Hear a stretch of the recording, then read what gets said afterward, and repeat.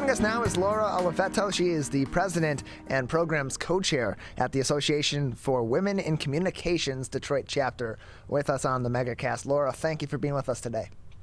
Thank you for giving me the opportunity to speak with your audience. Appreciate your time and appreciate you telling us more about the organization. Let's start off with that. Tell us about some of the work that the Association for Women in Communications Detroit chapter does. Well, let me start by telling you a little bit about the national organization, because we are the Detroit chapter of a national organization that was founded in 1909 in the state of Washington with a group of journalism students who were encouraged by their professor to join together and start a newsletter, and that's kind of how the whole thing started. Theta Sigma Phi was it was called a women's fraternity at the time, and they espoused two main missions. One of them, I'm here, your previous guest was mentioning FOIA, which is something that we're very committed to, freedom of information and protection of the First Amendment. The Detroit chapter was founded 83 years ago in 1939, and we are one of the largest and strongest chapters in the nation. Our tagline is called Connecting Communications Professionals in the D. And since there is not a chapter in Ohio, we also have members from Ohio that have joined this. We're the only chapter in Michigan. And we've also incorporated Ohio. So we're kind of a multi-state chapter. We offer programs that support the founding mission, of course. In fact, we have a program coming up in a couple of weeks where one of the lead reporter on the Robert Anderson story is going to talk to us about uncovering that story, that scandal, if you will. And she's an investigative journalist who is in the Michigan Journalism Hall of Fame. And besides professional development programming, we also spotlight local women in communications. We have a large mission for networking and connecting. We have a student initiatives program, and this month, since we are in National Mentoring Month, I thought I'd mention that we are also very much committed to mentoring the young professionals that are in our organization. And finally, we do have a community outreach program. We've been focused on literacy. Tyler, I'm sure you know that in Detroit in particular, we have an issue with literacy. So we're committed to communications in all facets. We're joined by Laura Oliveto, the president and the programs co-chair at the Association for Women in Communications Detroit chapter, joining us on the MegaCast. And so, Laura, you have a really interesting background yourself. Been a communications professional for decades. You're the vice president of communications and PR at SSDM, which is a digital marketing agency in Troy, and you have extensive experience of more than 25 years in digital marketing in the communications industry. At what point in your career did you join this organization, and what prompted you to become involved with the association? Well, I was in PR, and some of the journalists that I dealt with in my day-to-day suggested that I take a look at the Association for Women in Communications. And so I joined in 2011 and immediately joined the board of directors as the secretary. And as recording secretary, I attended board meetings, I made notes, I distributed minutes, and I got to learn and know everything that was going on in the organization. The following year, they asked me to be the president, and I was a little taken aback because I felt fairly new to the organization, but somebody recognized leadership ability, and so for the next 5 years, I was the president of the organization. We were in a tough spot at that time. We needed to boost our membership. We needed a stronger board of directors. We needed better programming. And so I tackled the priorities one by one, and we became a much stronger organization, and we got a lot of members back. And so I'm very proud of that. And then I relinquished the presidency for a few years. And now this year in 2020, they asked me to, actually in 2021, asked me to come back and lead the organization again. And so, Laura, one pillar of the mission of the Association of Women in Communications is to promote leadership and positioning its members on the forefront of the evolving industry. And so what sort of work does the organization do with those that are beginning their careers? Because communications stretches across so many different individual sectors, whether it be journalism or advertising and PR or other sectors of entertainment. There are so many different avenues that people that your organization would be supporting can take in their careers. What are some of the ways that you provide those supports early on for some of these women that are going into these highly competitive career fields? Well, you're absolutely right, Tyler. And that is one of the things that makes the AWC very different from any other organization.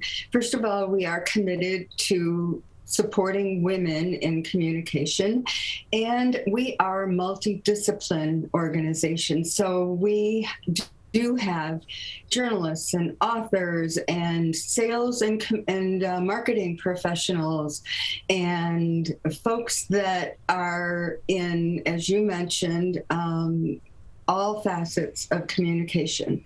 So what we do to support these women is professional development programs, which, as you mentioned, I am also co-chair of our professional development series.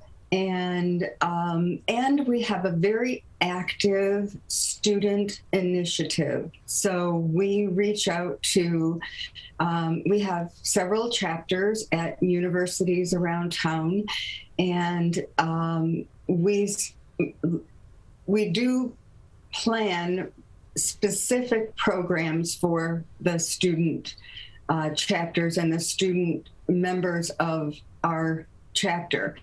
A couple of months ago, we did one on LinkedIn, which helped the young professionals understand the power of LinkedIn and how to use it.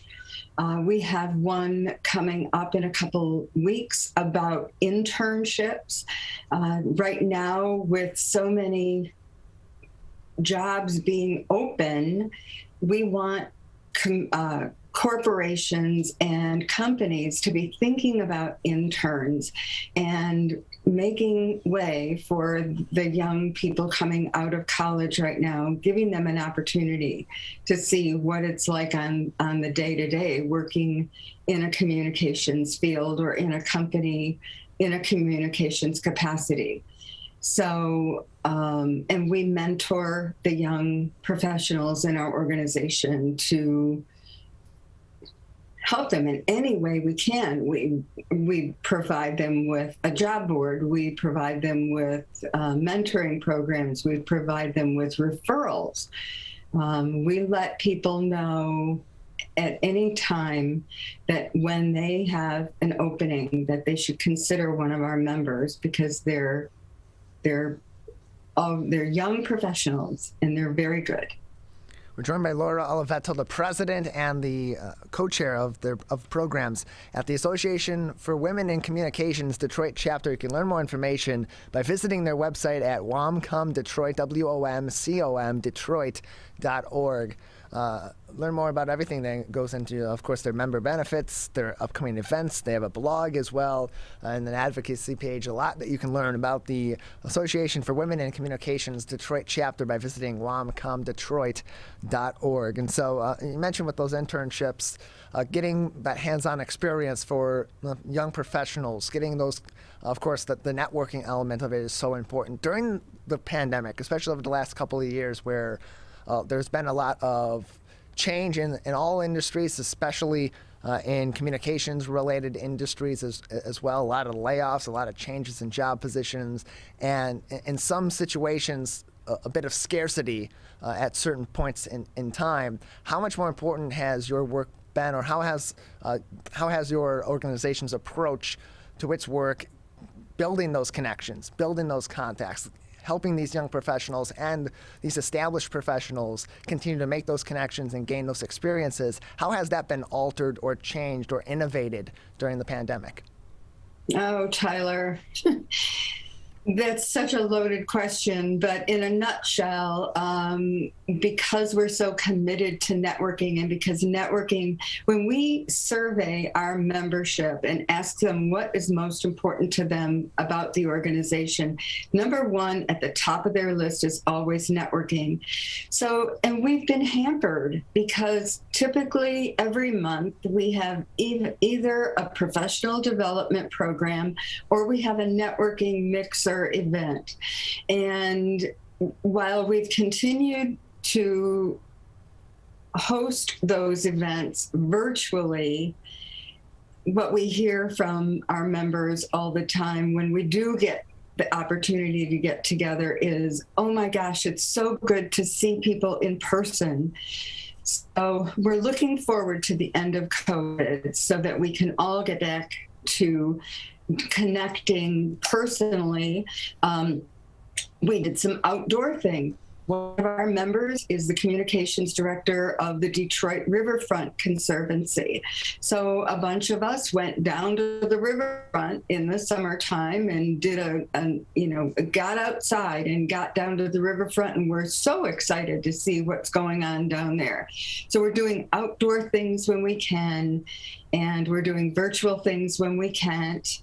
And we're punting, I mean, it's a difficult situation, and I can't express enough how much I'm hoping that we're almost at the end of it. You're listening to your radio homes for the Megacast, 89.3 WBLD Orchard Lake and 88.1 WBFH Bloomfield Hills. Joining us currently is Laura Oliveto, the president and programs co-chair of the Association for Women in Communications Detroit chapter. You can learn more information by visiting their website at womcomdetroit.org. Again, that is womcomdetroit.org, WOMCOM Detroit.org. And so you mentioned you got many great programs that are coming up and events coming up on Tuesday, February 8th from 7 p.m. to 8:30 is your organization's chat with Detroit News reporter Kim Kozlowski, who of course broke the story on the abuse perpetrated by Dr. Robert Anderson at the University of Michigan. That'll be a great discussion, really informative look into investigative journalism in the modern age for professionals all across the communications sector. If people would like to attend that event, if people would like to participate in that event or in other events or other programs within your organization, how can they go about getting involved?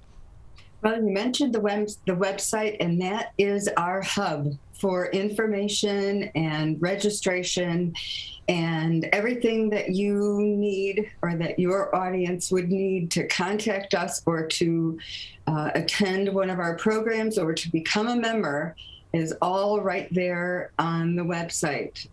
We keep it up very regularly. Our blogs are always changing. We've got a whole spotlight series on women in media in Detroit. The most recent one is Linda Solomon, who's an award-winning photojournalist. Carol Kane has been highlighted. Right now, I think we're up to well over a dozen women in communications that we've spotlighted, and their blogs are all there. very interesting women and very interesting stories. So if nothing else, go to the website and check out our blogs in the media spotlight section. Laura, we appreciate your time. Thank you for joining us and telling us about all the great programs and resources available through the Association of Women in Communications Detroit chapter. Thank you, Tyler. I really appreciate your time and the attention of your audience.